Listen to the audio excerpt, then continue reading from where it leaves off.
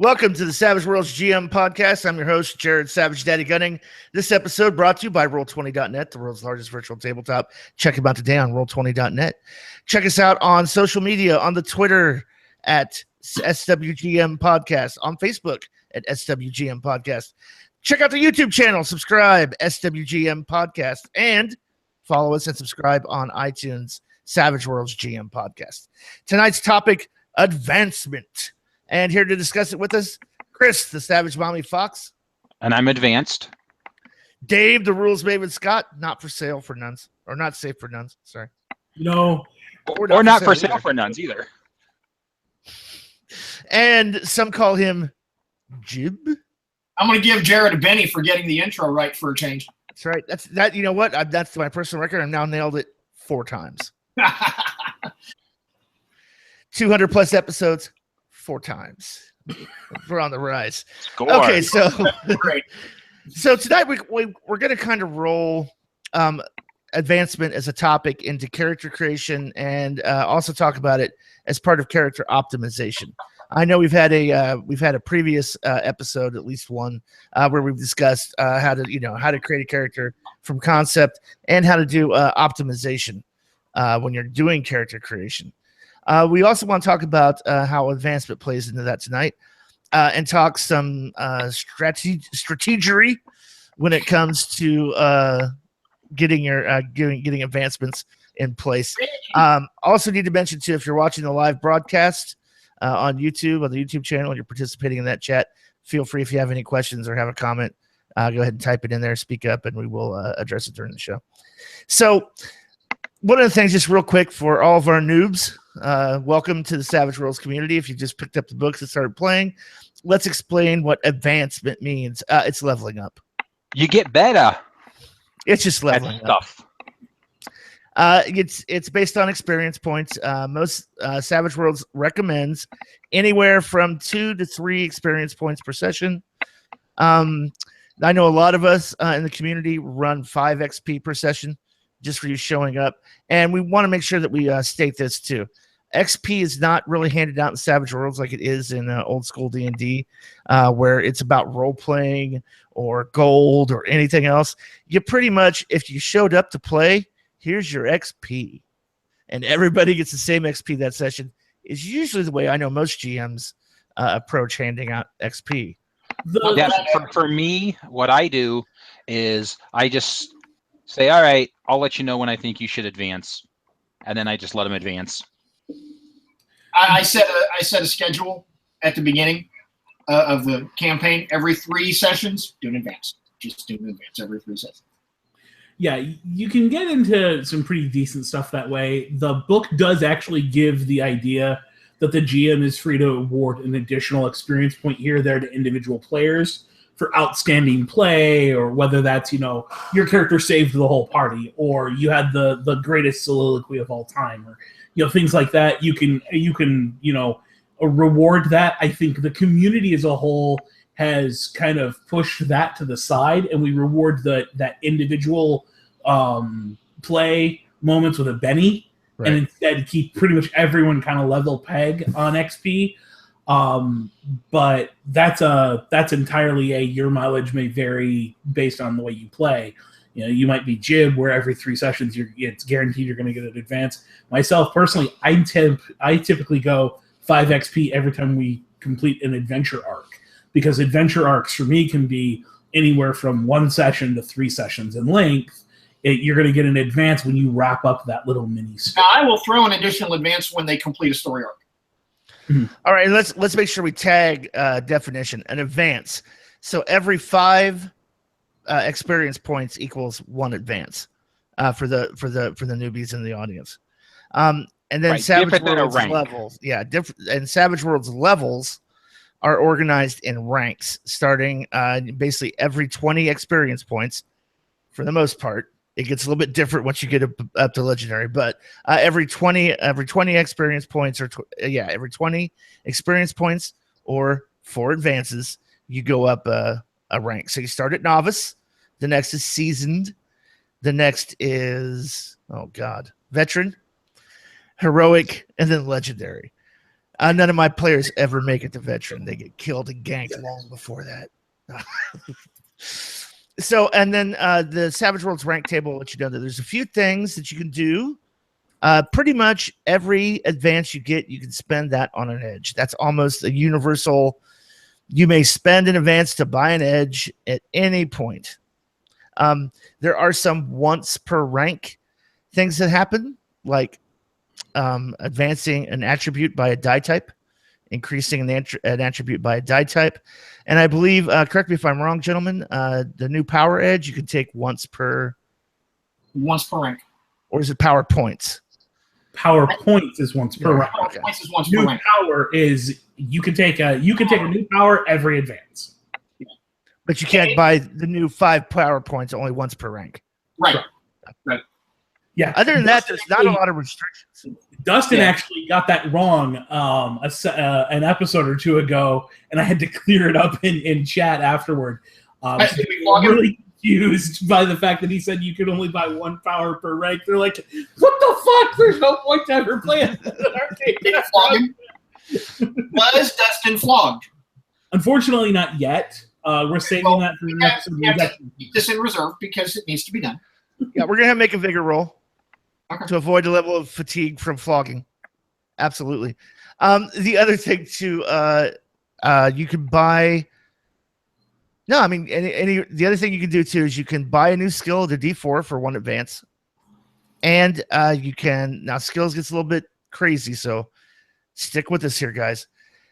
For 1 advance, you may take any 2 skills that are below their linked attribute and raise both of them by 1 die type. That does not have to be the same linked attribute. So, for example, I have agility D6, I have driving D4, and I have strength D6 and climbing D4. I can raise both of those, driving and climbing, up to a D6 with 1 advance. Now, if I want to take my driving to D8, if I'm already at D6 and I want to take it above my linked attribute, I can do that for a die type as well.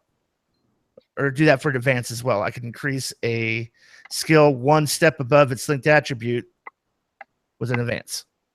Did we leave anything out as far as what you can do with an advance? Raise an attribute? Yeah, did you say that? Once per rank. Okay. Yeah, buy a new skill at D4. You mentioned that, right? Got it. Mm-hmm. Okay. No, I think you got them all. 1, 2, 3, 4, 5. Specific cases, and I do mean extremely specific cases, there are hindrances that have right in the text of the hindrance itself that it can be bought off for an advancement. This does not mean for an advancement you can buy off a hindrance. It means for an advancement you can buy off that hindrance. Right. There is that in a couple of the setting rules. Not so much in core, but I know in a few setting rules, right? Or a few settings.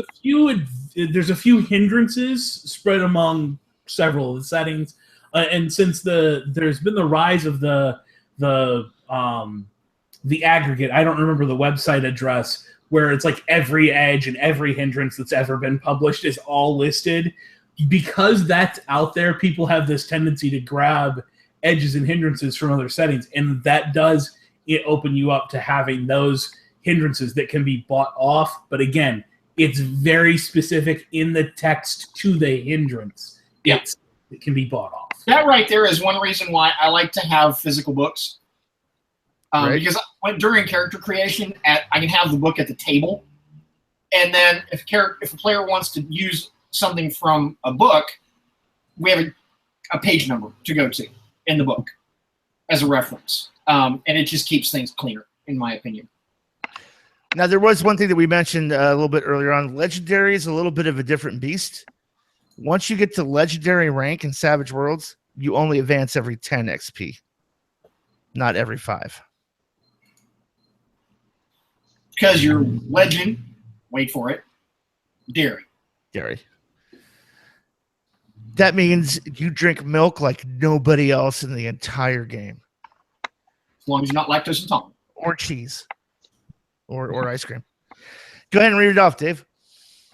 So Carlin jumps right in. He's not even waiting for anything. He says, I've always been told by veteran players, GMs, NPC builders for modules that using an advance on getting a new skill at a D4 is a waste of time and should be shunned. So, Boo. so from a analytical standpoint, we're talking about character optimization as part of this. That's absolutely right. It is kind of the least bang for your buck because buying a D4 in something is not as helpful as just simply buying an edge that gives you +1 or +2 to do that thing. Buying a D4 in something is not as useful as buying a D6 in two different things, or buying a D6 in something where you're getting above that linked attribute. Those things are more bang for the buck than buying that D4. Yeah, and you could solve that issue of not having to buy something at a D4 by simply taking one particular edge, Jack of all trades. Yeah, It wipes if out you that, wipes out that -2. Hold on. And basically you can do everything at a D4 without No. the -2. Incorrect. Right? Incorrect. Only against smarts based. Smart, you're right. Smart based. It's that has that caveat. Now, the great thing with the Jack of all trades is for a knowledge-based character, all of a sudden you have a D4 in every knowledge skill in the game. Right. Yes. Okay. Right? Yes. Right there is Yeah, that's right. If you're playing, that is true. I think I would also say it's not the intent of the edge. Yeah. Right. I agree. But it is absolutely, like, if we're going to talk about optimization and ways you can buy synergistic edges, absolutely buying Jack of all trades for a knowledge-centric character is an amazing way to go. But I still think that buying that initial D4 in a skill from an optimal standpoint, right, is absolutely the worst thing you can do on this chart. If we had to rate, rate from 10 to 1, the best to the worst, buying a D4 is going to be down at -5. That said, where I differ with most people is I will urge a player not to buy D4s at character creation just so they don't have to buy them during play.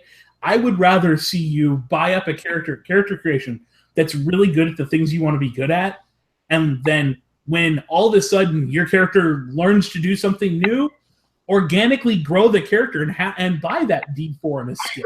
That's what I was going to say, is that's what you want to do. That's what you want to use those D4s for, is that character growth. I know that people want characters that are capable and effective, but for me personally, I think it's more fun to have a character that's interesting and has an interesting evolution rather than a character who is optimal.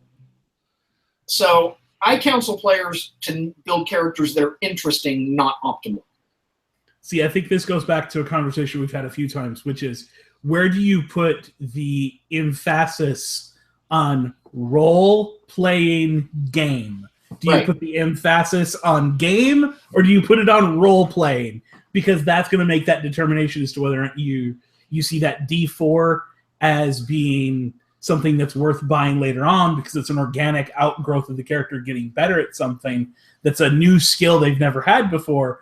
Or are you more in the game side of it where, fuck no, Dave, I don't want to spend an advance to do what I can spend half an advance to do. I'm buying a D4 in everything at the start of play. Okay, and I've shared this before. I'll share it again. Then I'm gonna turn around and go back on it. So let me start by saying this. I've shared this before. If I'm a player in a game of Savage Worlds and we sit down, here's how I'm building a character. 5 skills max. 5. Now that doesn't mean that he's an all fighter McPunchy, but whatever the concept is, if he's supposed to be a college professor, then I've got 5 skills. If he's a Scooby-Doo, part of the Scooby Gang, 5 skills. If he's Chuck Norris's grandson, 5 skills. I don't care. 4, even better. 4 is even better. Now, here's the other thing I'll do. I will intentionally not take notice unless it's germane to the character. And I want to kind of throw this out there. By all means, it's a game. If you anticipate having to make a lot of notice rolls and you don't want to be the guy sitting there making notice rolls with a D4 to -2, then by all means, buy notice. But in my mindset, building a character for concept, notice is a skill that is developed by training. Why? Unless I'm a cop, a journalist, or a investigator, or private eye, I am not trained to notice shit. Ergo, I will not buy notice. Where's my hunter? Right. I will not buy notice. Won't do it.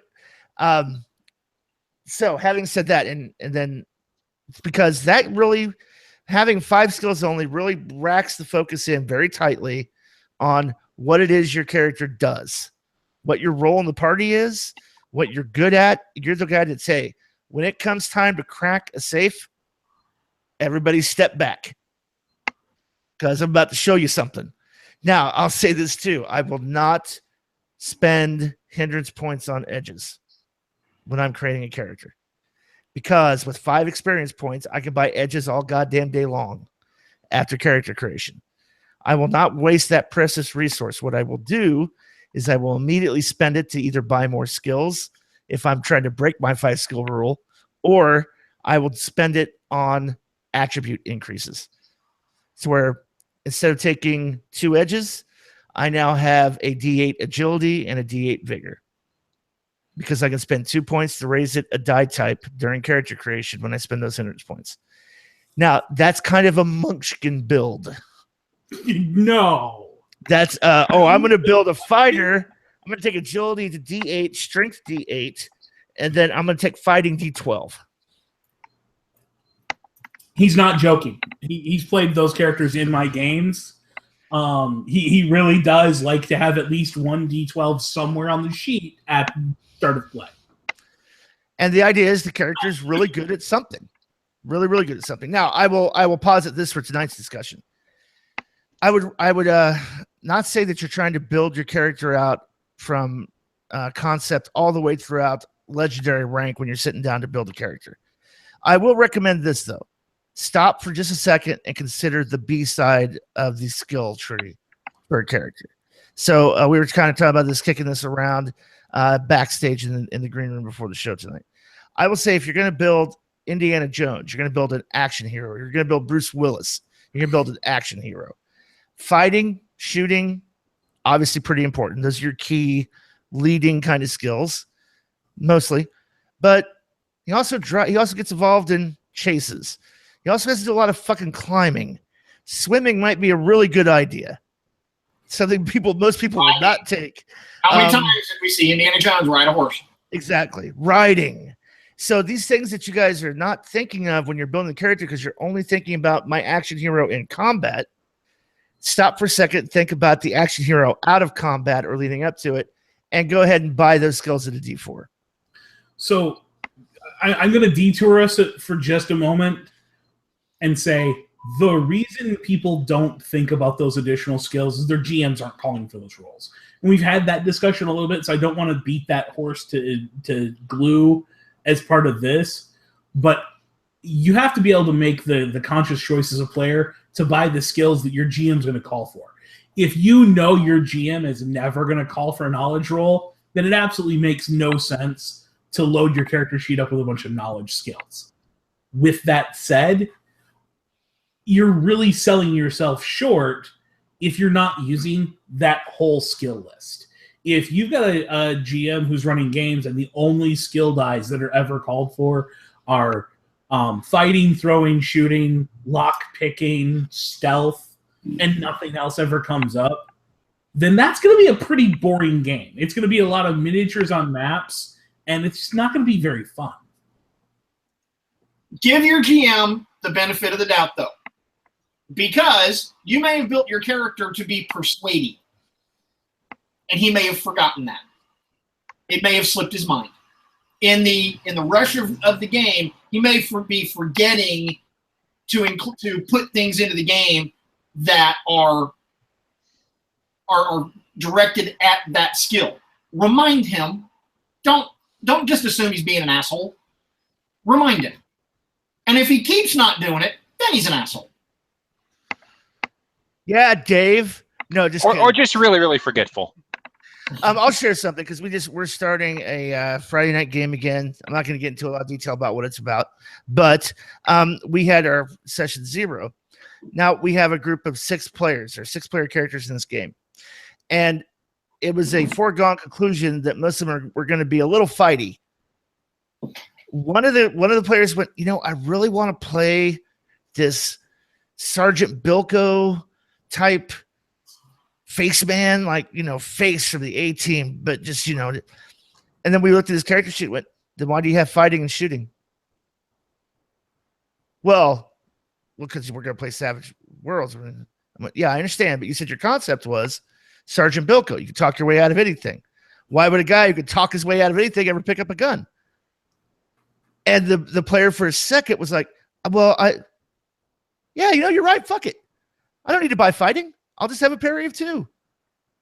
And when bullets start flying, this will be the guy that, well, hey, listen, I did my job. I tried to help you guys out. I'm ducking for cover. Because I'm surrounded by 5 other player characters who all know how to shoot guns and kick ass.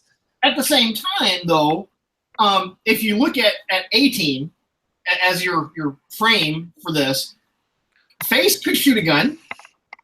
He wasn't as good at it as the others, but he could do it. Sure. Okay, but now here's my question. I would say it's perfectly acceptable to say, okay, D4 in those or something less than, but you said your focus was on persuasion. That's what you need to be focused on. Not necessarily that you can't have a die in those skills, just not as much. But I think it's an interesting choice as a player. But the reason I shared that was the concept, and this is from an established, not only GM, but a player who had a moment where they're like, but I have to have fighting. I have to have it. Why do you have to have it? See, and I think therein lies. No, I don't really have. Wait, no, I don't have to have it. I think a lot of people forget that unskilled is a viable role at the table. Mm-hmm. To play face, I don't need shooting. I can pick up the gun and then roll D4 -2 for all of Face's shooting, and I can take the aim action in order to reduce that so that I'm rolling a D4 against a target number of a 4 so that I have that chance of success without having to have spent my points that I needed to buy up stealth or persuasion or intimidation or taunt or anything else instead of spending them to buy shooting. Right. Therein the rub there is just because you don't buy fighting, shooting, throwing doesn't mean you can't fight, shoot, or throw. You're just not as good at it as everyone else. And I agree with you, Jim. You could absolutely not be a fighter guy and have a D4 in fighting because you grew up in a rough neighborhood as a kid, and a thing or two about throwing a punch or tanking one. Absolutely. But the reason I shared that was because it just watching the player kind of process. Well, but why did I do that? I was autopilot. If we're going to talk specifically, we're going to use Face as the example here. I mean, stop and think about Face is almost always firing a grease gun. So he's always doing a 3-round burst that gives him +2 to hit. If he takes the aim maneuver, that's a total of +4 to hit. All he has to do is roll above a 2. Well, at the same time, if we look at the show me a time when Face actually hit something. Well, show me a time when a bad guy actually hit anything. There were lots of spark shots going off, but right. If you ask me, B.A. Baracus had a D4 smarts because it was easy to trick that son of a bitch into taking a tranquilizer. And the gullible hindrance. Yeah. And Methodia Lorde in chat, and I swear to God, I probably just absolutely slaughtered the name. Oh, I'm an expert at pronouncing the names. I mean, right there is your answer. If your character isn't taking shooting, but you want to be capable of doing some shooting, especially in our mob game, your character carries around a pump action shotgun because it's not hard to hit things with a +2 that's innate to the weapon. In the words of comedian Bill Burr in his stand-up, it's got a big spread. It's got a lot of spread.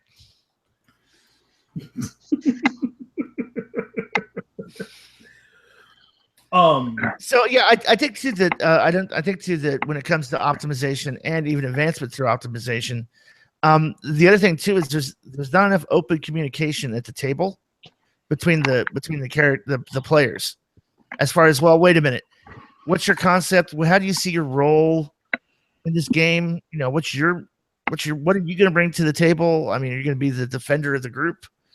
Does that make sense? Do we all need to be pistol waving crazy ass badasses? I've noticed that the more I play with people who've got experience with Savage Worlds, the less of that I see. More often than not, people who are experienced enough with Savage Worlds to really kind of jump in won't communicate with each other during character creation unless they're trying to build in those inter-party connections. Instead, they are head down worried about building out their concept rather than worried about buying a skill to make sure somebody in the party has it. Well, I want them to communicate. That's why we do character creation together, is because I want them to communicate long before we ever start putting numbers down on paper, and long before we ever start buying skills and whatnot. I want to know what they're thinking, and I want each of them to know what they're thinking. Mm-hmm. Because, there's not a better way to build a group that's going to have some cohesion, and I want those bonds between them. Oh, and I don't disagree with that part of the conversation. I just find that, again, with veteran Savage Worlds players, they've learned that because of the unskilled die, because of the kind of fluidity of Savage Worlds skill system, they don't have to worry about having a conversation based on, well, who took throwing in case we need throwing? Right. Who took lockpicking in case we need lockpicking? Those conversations don't happen the way they did in other systems I've played, where there were always a conversation about, okay, so someone did take this skill. Who's going to play the cleric? Yeah, who's going to play the cleric, basically, is that conversation. Which is interesting, because in D&D 5th edition, you don't buy skills. You don't. You get skills and attributes because of the class you chose and, your stats. Yeah, you really don't get any more skills after that either. Yeah. Okay, well, and I'll share like another thing too. And in that character creation part of the game, just as a quick aside note, a sidebar here to the conversation. As a GM, you know what the world is going to be, what is going to be prevalent in the world. Make sure you bring that to the player character's attention. Why the players are creating characters, because here's another example. We're playing a mob game. At least 4 of the characters are Italian Americans. And then when I went, why does nobody have knowledge Italian? What? Nobody took knowledge Italian. Yeah, none of the Italian American characters based in the 1960s mob. Not even in a D4. Speak Italian. Not even in a D4 where they understood conversational tourist terms. And I'm like, okay, so let me tell you why this is going to be important. When a made man walks up to you and starts speaking to you in Italian, and you don't respond, you're disrespecting me. Why won't you answer me? Or go ahead and make that unskilled knowledge Italian roll and go ahead and call him a dickhead by accident. So I'm going to bring up the other question we have from chat to dovetail into that. And again, same name, Methodia Lorde. I kind of feel like base Savage Worlds doesn't give enough points to do that. Give yourself all the essentials and enough to do the action tropes on top of knowledges. And then they went on to say that they typically give a few additional points for the players to spend just on knowledges. I disagree. I think that what Savage Worlds does is it puts a premium on how you spend those points, and it makes players make hard choices as to, do I really need a D8 in fighting, or can I settle for a D6 so that I can also buy a D6 in this other knowledge and keep all those scores lower at character creation? I'm a big fan of Ed Wetterman's rule from ETU. You can't start with anything above a D8 because you're starting play. this is not. You're not an experienced general. You're not you're not the world's best at anything yet. You're a beginning novice, so you're going to be a novice. I agree with that. In the case that Jared described, where you've got a game of 1960s Italian mobsters, knowledge Italian would be an everyman skill that everybody would have. It's just because it's that way. It's common knowledge in the culture in which they live. You could rule it as common knowledge. You could. So rather than giving them extra points, which I totally disagree with, to buy skills, I would say if something is ubiquitous knowledge in the culture in which you live, you just know it. It's just there. Okay, so I don't think that's the correct application of common knowledge. Common knowledge not, but it's mine. General. Common knowledge is much more general. This is Jib's version of common knowledge. Yeah, but I kind of like that. Your version of common knowledge. Okay. Who on this podcast does not know what a red octagonal sign by the side of the road means? Okay, stop for a second. Who on this podcast is a character made up of die types on a piece of paper? Raise your hand. Nobody. But my point is that we all know what that sign means. I'm not arguing that. Because we live in this culture. I'm not arguing that, but now I go to Italy. Now, if you take the outsider hindrance, now we're going to have a chat. No. I think, honestly, if I'm going to argue that your character naturally speaks Italian because of where they're from, then that's their native language, and they're going to be paid to speak English at a conversational level or a broken conversational level in my game. Right. And that said, I mean, Core Savage Worlds actually handles this pretty well. It's got some decent rules in there for knowledges, as long as you treat them as skills and kind of ignore the linguist edge. When you add in the linguist edge, the entire language system breaks.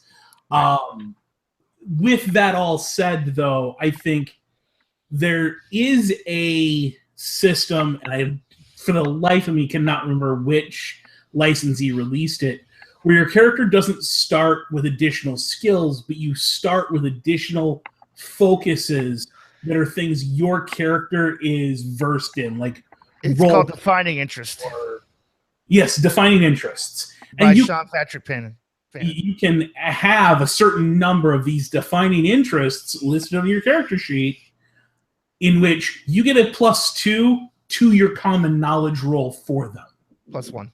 Is it +1? +1. So the defining interest is something I believe was created by Sean Patrick Fannin. No, it wasn't Sean Preston, because it was in reality blur stuff. It may be reality blurs. It may be a reality blurs thing. But the idea is you get half of your smarts die in additional defining interest or hobby knowledge. That could be languages, whatever. Whenever that comes up in play, you make a smarts roll at a +1 if you have a defining interest in that. Yeah, what's reality blur spy game? I have Agents of Oblivion. Agents of Oblivion. I think he uses it in that. I've seen it in other products too, and I know that Sean Patrick Fannin's used it in at least one of his. Okay. He may have used it with permission, but I don't disagree with that. With that notion. Sean, God love him, has a tendency to throw everything over the top. Well, that's true. You're confusing Sean Patrick Fannin with Sean Preston. Jared said that's true, but I'm talking about Fannin. Yeah, he's talking about Fannin. But okay, Preston, who actually created defining interests, has just the opposite. He has a tendency to be based a little more in kind of reality when he is doing his design. He's got some pretty grounded design concepts. He tends to approach things from a more mechanic than narrative kind of approach and tries to emulate a narrative element with mechanics.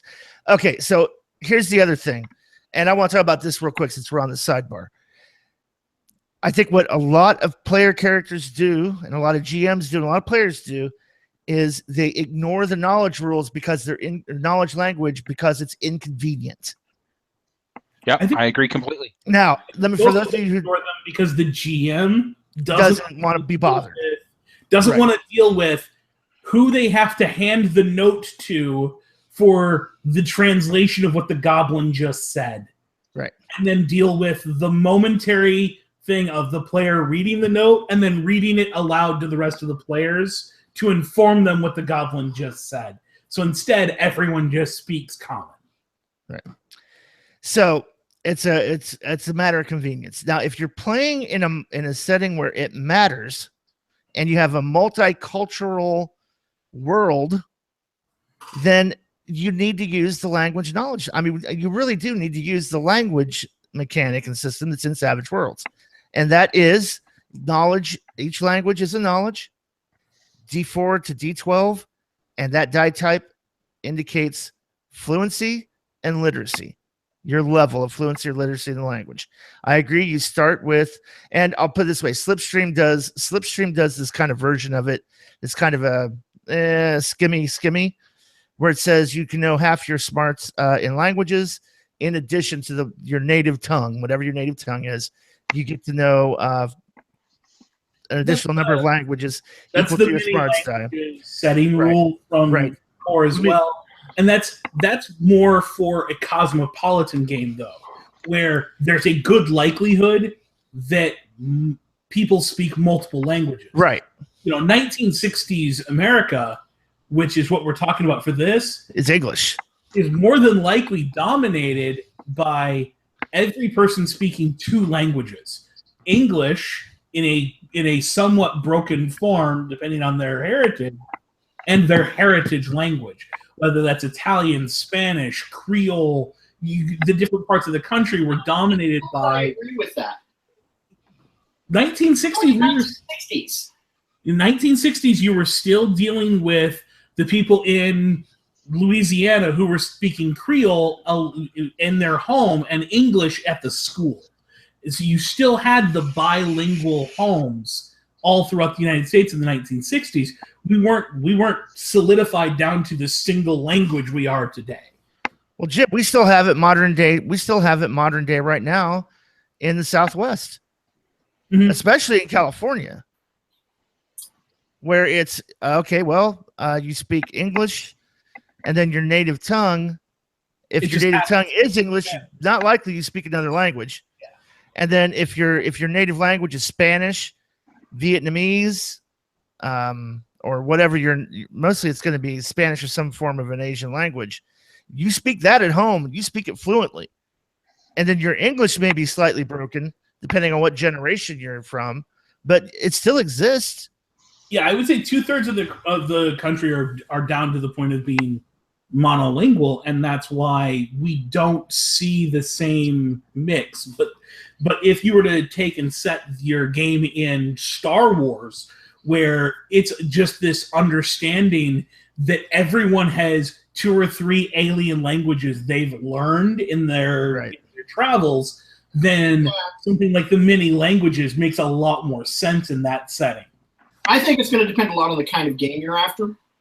Sure. If the language thing is going to be a point in the game, it's going to be a story point, then yeah, sure, you want to spend more effort and time on it. But if it's not a thing that the stories that you're creating together is about, let me ask this question: How'd you handle it in Sturmgeist? In Sturmgeist, when you're dealing with the World War II era, yeah, they ubiquitously spoke English. The player characters, 2 were American. No, I'm sorry. 2 were American. 1 was British, and 1 was Irish, and then they were joined by a German. But they all spoke English. See, and that's more of the cosmopolitan standard of Europe, where, and again, this is a major sidebar to the conversation we were having, but in Europe, you have a lot more of that mixed language thing where people know 2 or 3 languages, because it's an hour drive to another country where you're going to be speaking another language a little more than half the time. So therefore, there's a much bigger likelihood of running into somebody who doesn't speak the same tongue you do. Whereas in the United States, you could drive 3 days and still be in the same country talking to people who all speak English. So right, and here's where I'll put where it's important in your game. So if there is more than one language exists, I speak English and I don't speak Italian or any other language as a character, and I've got a D8 in taunt, and I walk up to a German and I start taunting the German. You better hope that you both know ASL. Well, I could also argue that the tone and inflection of the taunt is enough to sell the taunt.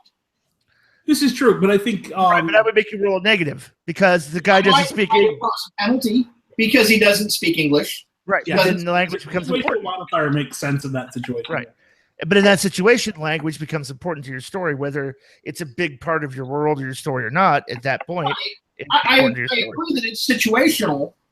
I would also agree too when the German commander is shouting out commands to his troops in German. If you speak German as a character, hey, I get a little bit of advantage because I know what he's shouting.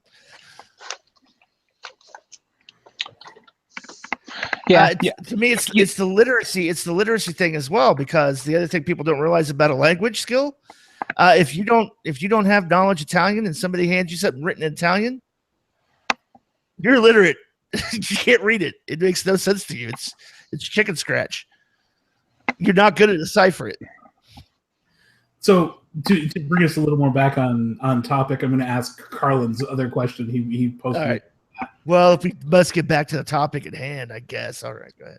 How often do you demand that your players explain and role play the advancements they take? If Johnny Fighter suddenly takes ambidextrous, do you make him tell a story as to why or how?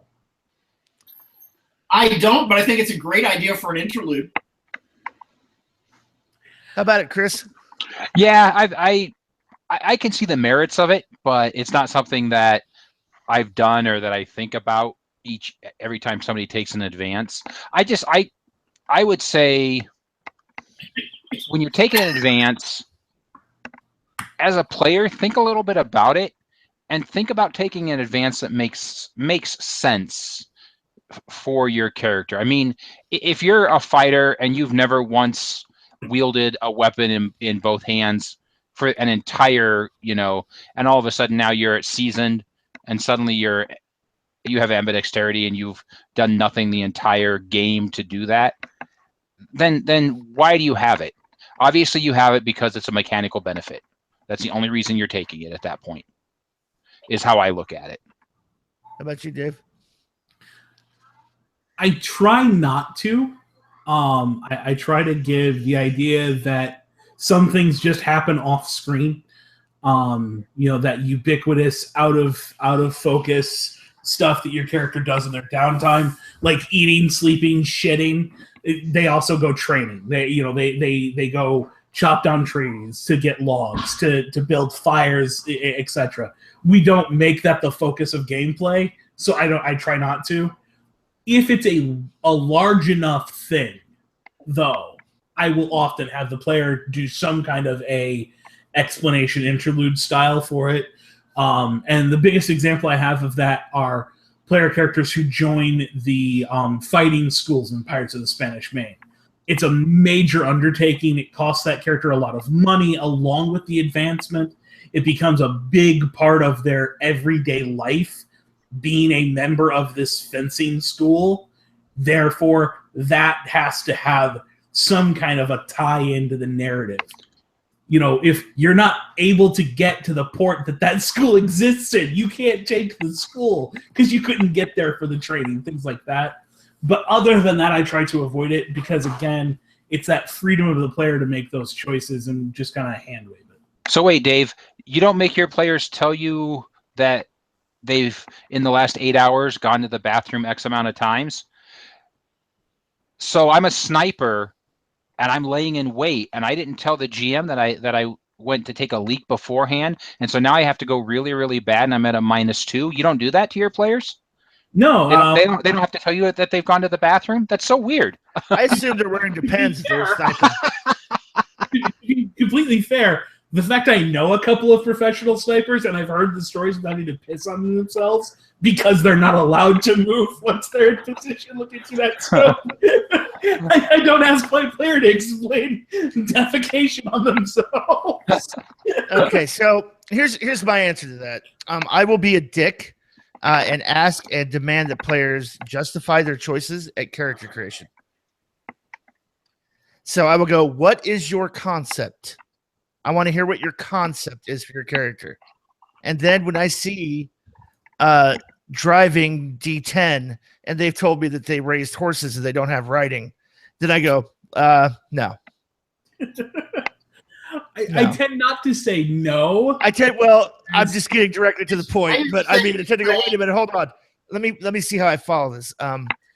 You've raised horses. That's your characters. You're an equestrian master in Virginia. You got a driving a D10, but you have no riding experience. How does that fit your concept? Explain to me how that fits your concept. Now, I'll do that. I'll do the same thing with edges. During character creation, I'll tend to be a little bit heavy-handed. Once we get into the game, I could give two fucks because I understand we're playing a game, and sometimes, as Jim has said, you make decisions based on the fact that you're playing a game. So, in my personal experience, the next character I build is taking quick and level-headed because, god damn it, every time I get into combat, 9 out of 10 times I go fucking last, and I'm sick and fucking tired of going fucking last in this goddamn game. I'm taking those edges. If you go on hold, at the end of the first round, you can cycle yourself to the top of the second one. I'm just saying, I understand. Just go every other round. I give to me, once we get to character creation, or once we get past character creation, advancement is I'm pretty hands off. If you decide you need to take something because it's a game decision, like, listen, I'm tired of having this -2 offhand penalty and calculating that every time. I'm taking ambidextrous. Go ahead. I could give two fucks. The interesting aspect of it is, how do you do it? I mean, the mechanical aspect of give me an explanation for why you took it and so on and so forth aside, how do you actually wrap that into play? Advancement doesn't happen during the gaming session for the most part. Right. Most players I know, they find out they got XP at the end of the session, and by the time we get back together, they've come up with a new advancement they've added to their character. It's not like in the middle of the session I say, and here's your XP, and they have time to intersperse that within the story of the last half of the session. And I'm not going to make them wait during the new session until they've interspersed it into play to explain their character going away to the boxing gym to come back to have that new edge or that new die type in fighting. Because to me, I've just penalized that character for half a session for something that's not their fault. That's just me being an asshole GM. I don't see a meaningful way to wrap that into the narrative, so I don't see a reason to make it a big focus of the narrative. Well, and I think that question, too, falls back on a couple episodes later about the oral tradition, because that's how you used to do it back in the day of the Red Box. Wait a minute there, Bob the dwarf. You need to explain to me how you picked up mining or whatever skill that you got, because, well, a freaking dwarf, laddie. So, I think there's another aspect to all of this as well, though, and that is there's something to be said about letting the player have their fantasy. Your job as a GM is to kind of present this game world and have it be fun for all of your players. If one of your players wants to play a transvestite dwarven fairy, it's kind of your job, so long as that can fit in the world, to give them opportunities to shine as a transvestite dwarven fairy. It doesn't matter what the story has going on. It's your job to give them some opportunities to roleplay out their fantasy. It's not your job to make them roleplay justifications for their fantasy. Right. You don't need to justify to me during narrative why you have the marksman edge, or why you picked up an additional language in your character. And I if as the put those challenges sorry. your way. I'm sorry, go ahead. And if as the GM you are not weaving the things that they have written into their characters, if you are not weaving those things into what you are doing a disservice both to them, to yourself, and to the game and in total. Because that's the very best material you've got. Yeah, I will often argue against GMs creating things specifically for their player characters' record sheets. But at the same time, you need to be aware of what's on that record sheet, because that's the player waving a giant flag at you going, I want this to be involved in the game. I want this thing to be involved in the game. Particularly edges and hindrances. Well, what attributes maybe not so much, but edges and hindrances they definitely want in the game, or they didn't, or they wouldn't have put them on their sheet. Right, and I'm going to say this: that if you're ever in doubt, you don't know kind of what to do. What you do is you need to go get a recording of the South Park montage song, and just right during the middle of the session, if they go, "Oh damn, I didn't spend my advance," hold on, you got to sing along to the montage song to spend it. Go, we're gonna do a montage.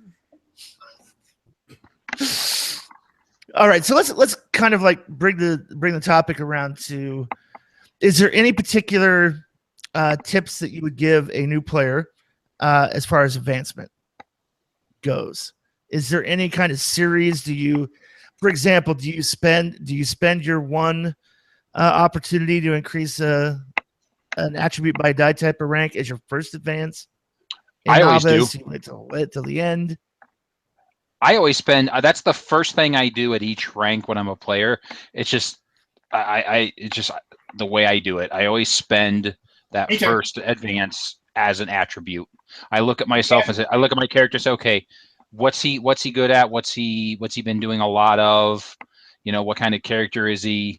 And that's one of the first things I advance every time. Unless he has a permanent injury, of course. Then.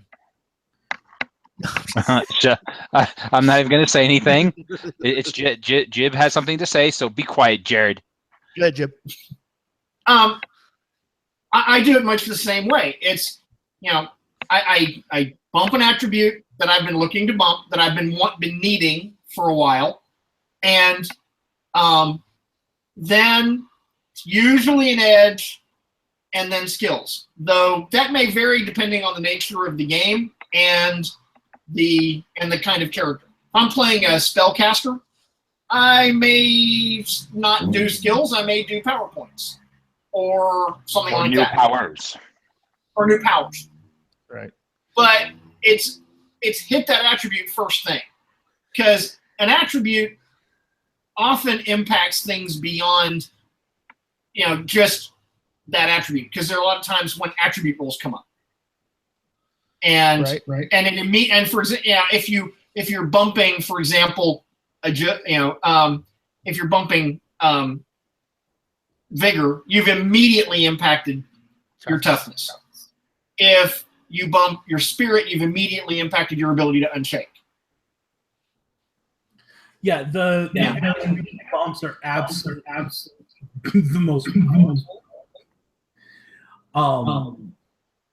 With that said, though, so I'm kind of prone to just not do it.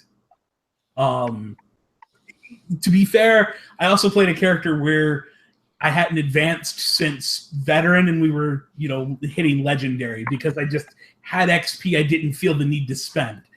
I'm so deep in the idea of spending based on concept, spending based on role play growth, that I don't often look for big mechanical swings. So I lean a little more heavily on what the character's role play is. That said, I think if you have a very well-rounded character at character creation, you don't need to spend an advance at the beginning of every rank on an attribute die, because at the end of the day, you bought up what you needed at character creation.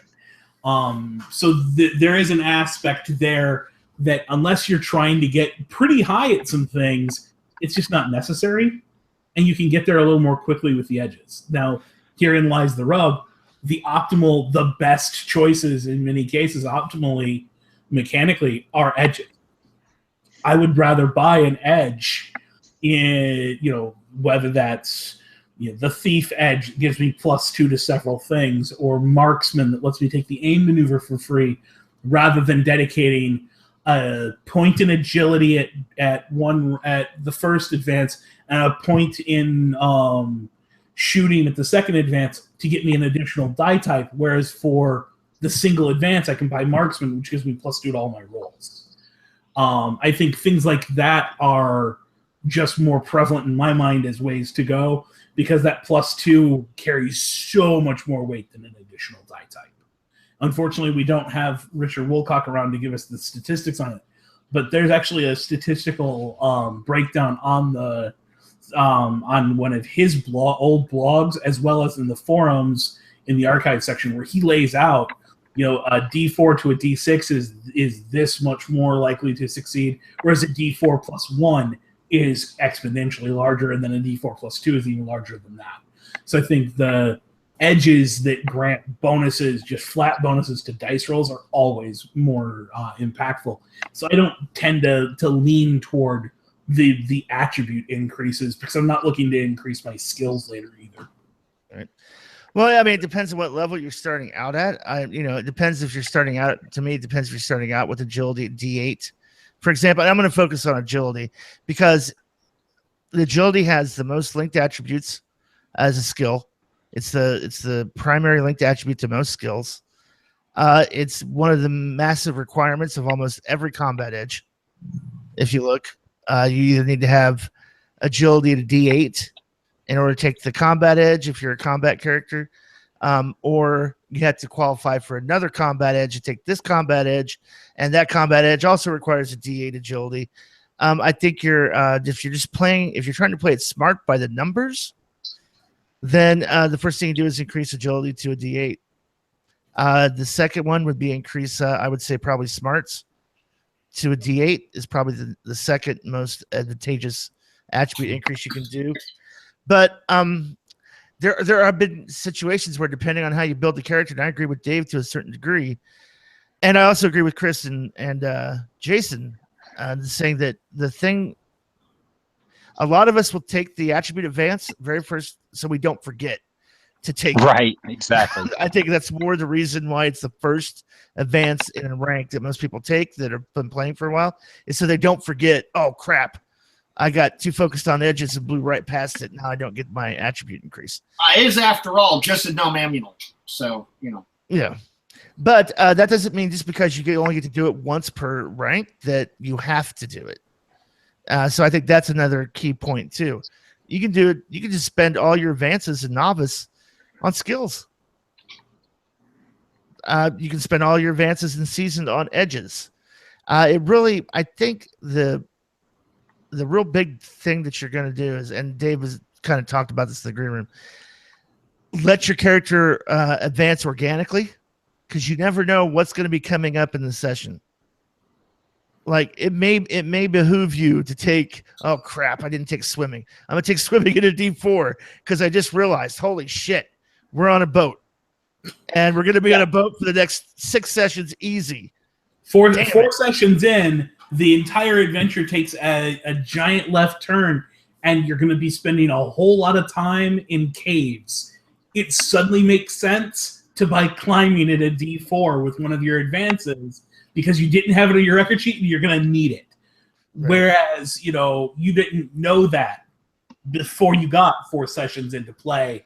Right. And that adventure took that left turn into the caves. Right. And this is why we also, in our character creation episode, talked very much about changing the order and really, really focusing on a concept that wasn't pigeonholed, that really nailed down the character's personality, psychology, and how the world relates to them in 1 or 2 sentence blurb that you can hand an actor, instead of focusing on a concept of like, well, he's a dwarven fighter and he's a prince, and there was a prophecy at his birth that he was going to become a king under this mountain, and blah, blah, blah, blah, blah, and the next thing you know, you've written a paragraph about your character concept and background.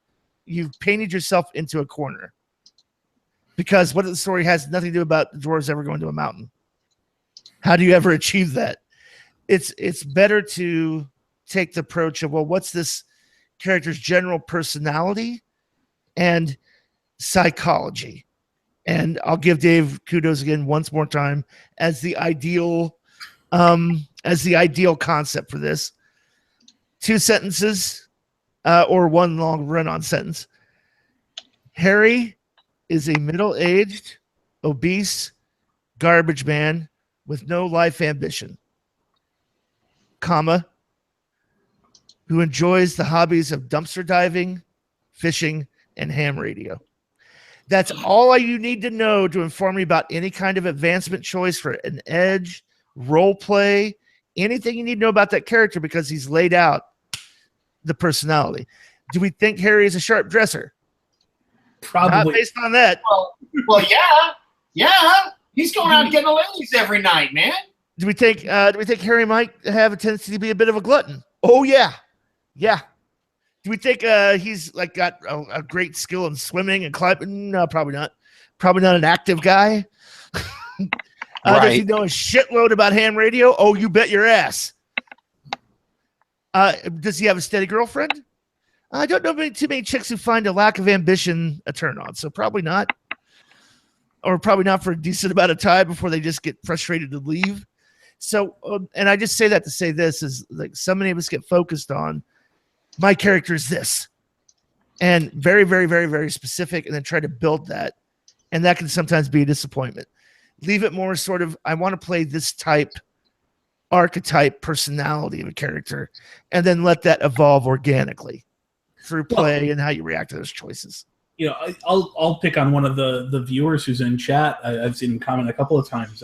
In his Presbyterian, Greg was in one of my ETU games, and he had probably the most advanced background I've ever seen for a character. I mean, he had tons of information that the character had. He really fell into that character concept and came up with a lot of material around that character, and it was a great character.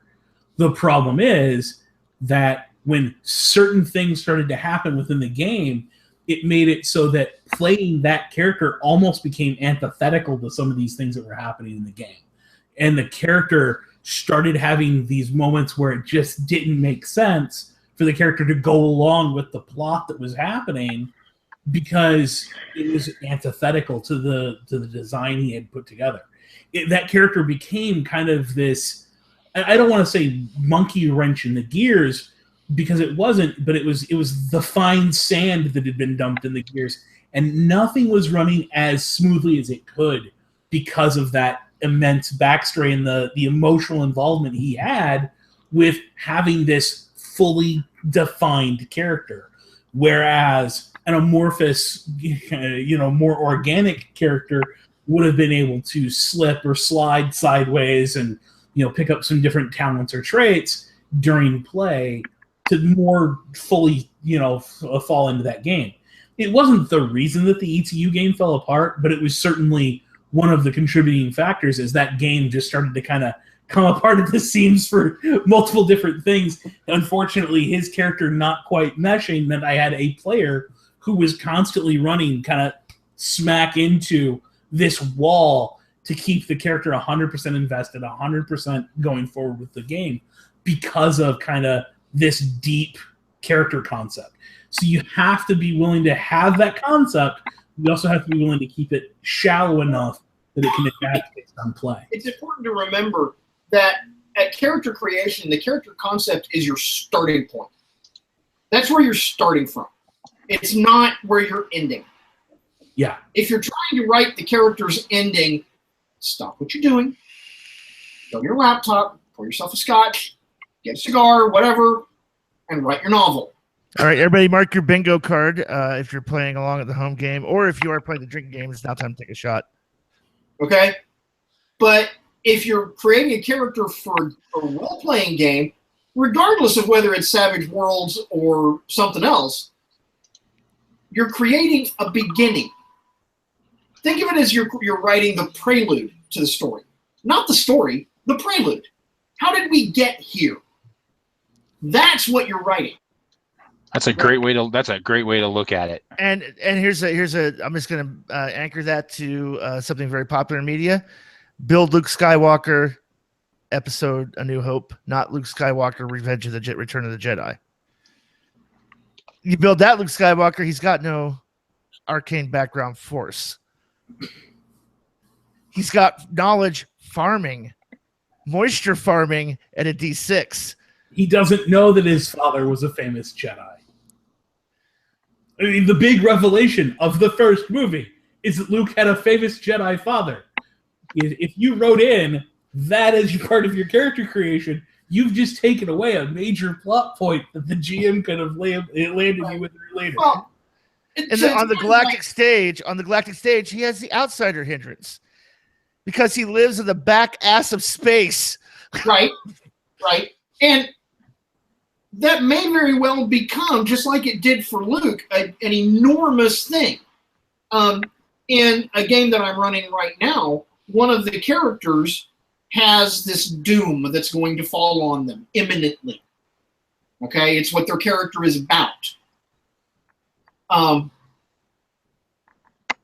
That doom is going to fall on him Monday night. And what I am going to do to him is going to impact every last character. It is going to rock them to their core. I have no doubt of it. Because I know what's going to happen this time. I don't usually know what's going to happen. This time I do. Because what you know, thing called GM Fiat? No. This is going to happen. No, it's because it's been building up to this, and they don't realize what the ramifications of it are. Got it. Because he's a dastardly GM who's really good at setting up the narrative trap. No, I think an aspect of this goes back to something that Jib has said a lot, is we get stuck on trying to compare our games to other forms of media, whether that's TV shows, books, movies. And one of the things that is true of the movie is what's going to happen in the third act, so what skill or ability the character has to develop in the second act. In gaming, you don't know what's going to come in the third act. And you shouldn't know what's going to come in the third act. Neither should the GM. Otherwise, the game is set too closely to a set of rails where it's only got one place to go. Keeping it fluid and open where the GM doesn't even know where you're going means that as a player, you can't plan too many steps ahead, or you're going to plan yourself into a cul-de-sac that you can't get back out of. Yeah. See, this is not a thing that I'm deciding. I'm deciding aspects of it. This is a thing that he decided. One, he decided when he created the character and picked that particular playbook. And two, the way he wrote his character, he set that up in a little bit and adding a little bit of emotional mass to it. Good. Any particular tips about combos and edges that are useful? I won't necessarily say advantageous or munchkin-y game breaking, but useful. In my experience, when you take a look at the Savage Worlds, most of the combat skills, there's a wide breadth of combat skills that allow you to avoid damage that I think people don't take advantage of or tend to not take as often as the more direct combat edges. Like, for example, sweep. They focus on the combat edges that gives them attack bonuses. Yeah. Instead of looking for the stuff that gives you a defense bonus. You could also look for the edges that give you a double bang for your buck. Brawny being one of those. You get +1 to your toughness, and you get a higher load limit from one edge. Now, if you're never going to count encumbrance, okay, then if your GM's not going to impose encumbrance, then oh well. Steady hands becomes important only if your GM uses the rule unstable platform. So you kind of have to. I think when your choices and edges really are going to vary depending on who you game with and who your GM is and how they kind of run their game a little bit. But I would say talk about combinations.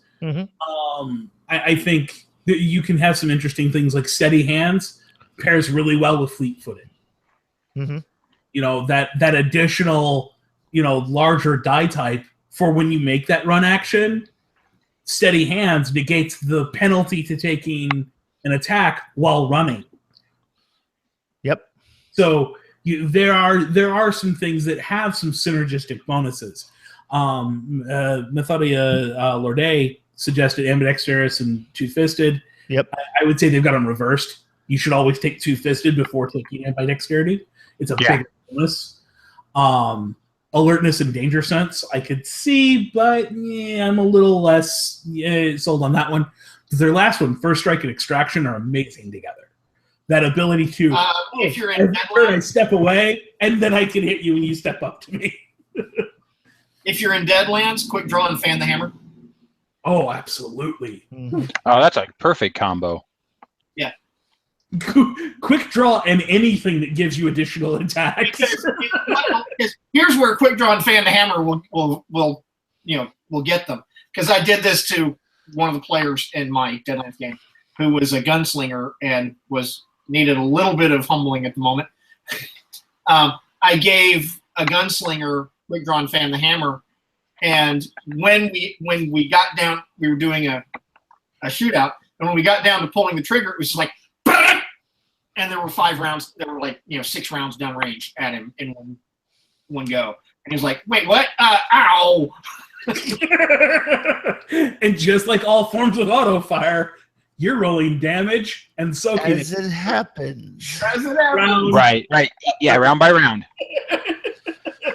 I would say also too, is it strong-willed? If you're not the combat character, if you're the facey combat character, having a strong-willed is a huge bonus because it gives you bonuses to your. Is a huge bonus. Yeah, it gives you bonuses not only to intimidate and taunt others, but to resist intimidation and taunt. There's a lot of them out there. The two-fisted thing always stands out to me. People do that in the wrong order. Two-fisted negates the multi-action penalty for taking that second attack per round. I would rather spend -2 on the offhand than a -2 to both hands because I took ambidexterity first. I'll say this for face characters, look into the leadership edges. I know that most of the time that's kind of something that they reserve when they look at, well, he's really a combat character, but he's more of the leader. Nope, you can be the cheerleader to the group as the face guy and basically give everybody +1 to recover from shaken, add to their toughness, increase their wild die. I mean, you don't have to be the gun-toting sergeant, quote unquote, to be the leader. You can be the face man and be the leader, take advantage of some of those leadership edges, share bennies, things of that nature. Another combination would be fleet-footed and dodge.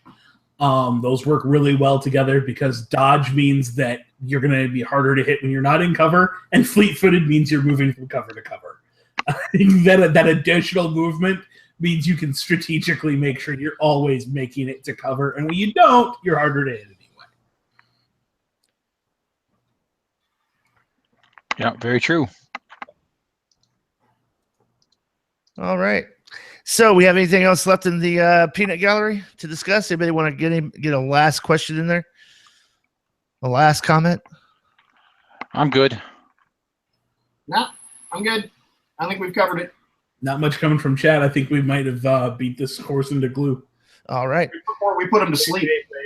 Well, in that case, clarification from Jason Chapman.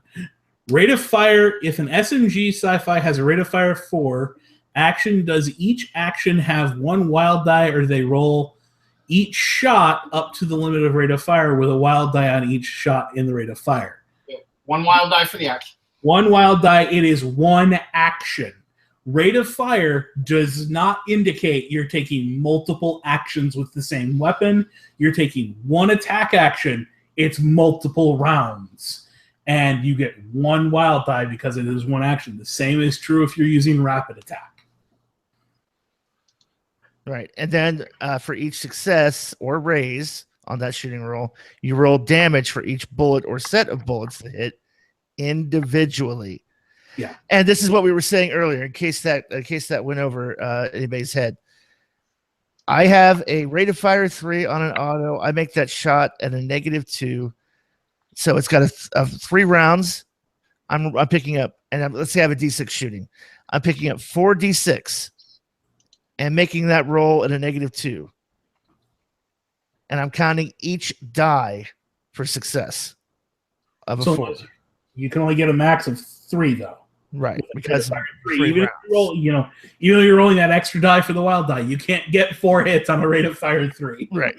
Now, because Savage World says you must deal with damage as it happens, 1 round hits you, does 2d6 damage. You take a wound. Are you going to soak it?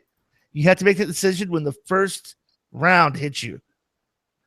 No, I'm not going to soak it. Okay, now you're stuck with that until the golden hour, until you're healed or whatever, which means anybody hitting you with automatic fire who's even partially successful is going to drain your bennies and fuck you up in ways you cannot imagine faster than you can possibly imagine it.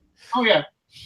In our Sterngeist game, Gina carried a Thompson submachine gun, and as soon as combat started, it was suppressing fire. Put them down, and then, let everybody else deal with it. She didn't really care if she hurt anybody with it. It was drive them back, shape them, make sure they can't do anything to us while the rest of her friends are picking them apart. Worked every time. That's another tactic, but machine guns are deadly in Savage World. So with that said, until next time, this is Jared, Savage Daddy Gunning, for Chris, Dave, and Jib, saying keep rolling and stay savage.